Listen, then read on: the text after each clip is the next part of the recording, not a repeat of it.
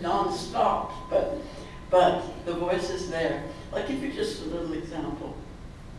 She was guzzling up some onions in a pan, and she pushed them aside and plopped in some tomato paste.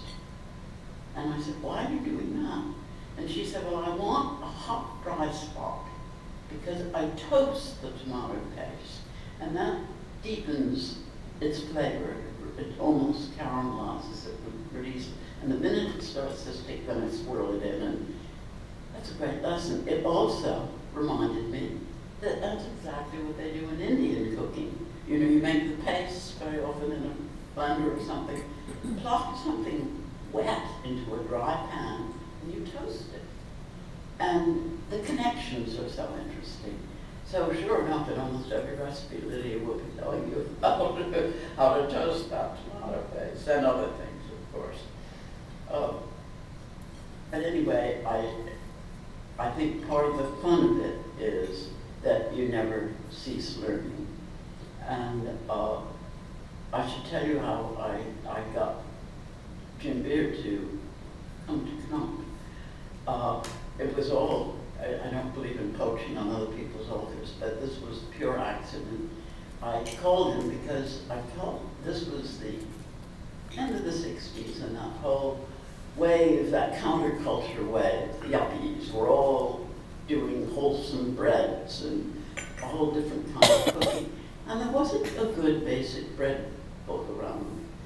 And so I took Jim Beard to lunch and said, who do you think should do it? Can you know everybody in the world? And he thought, he said, well, let me think about it a bit. So 3 rich lunches later, he said, I'm going to do that book.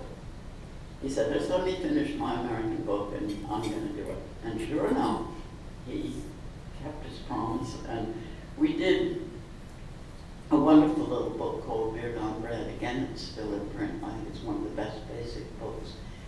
And Jim wasn't an analyzer, so he wasn't a great explainer. But I said to him, you know, it's interesting, one bread is so unpredictable. In one person's hands, a loaf will be this and that. And what basic rules would you give? And he said, well, why don't we get some people who never cook bread to make it? So I got about 6 people in the office. They weren't cooks at all.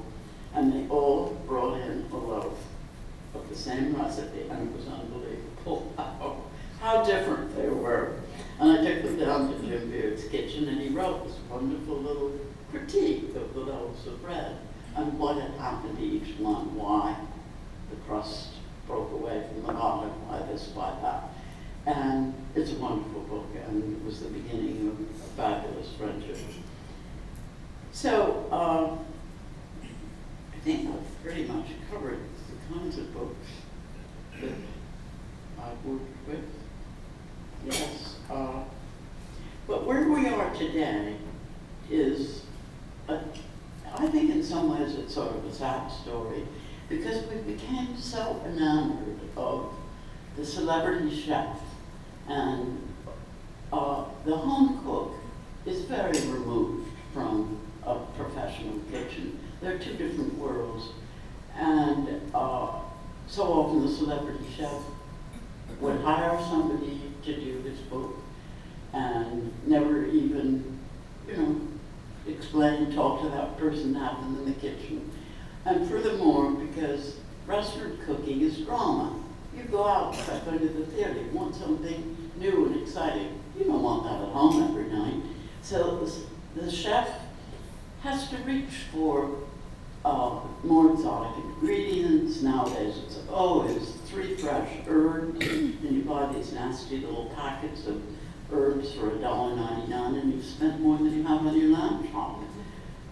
They just don't translate well.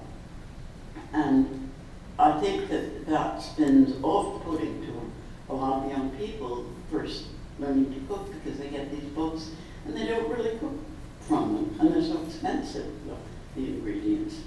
So I think that's one area that we've gone astray, and today it's more the who's good on television, who has the lowest décolleté or most testosterone in the kitchen, and that's not what cooking's about. I love the Food Network's motto: we're more than about food.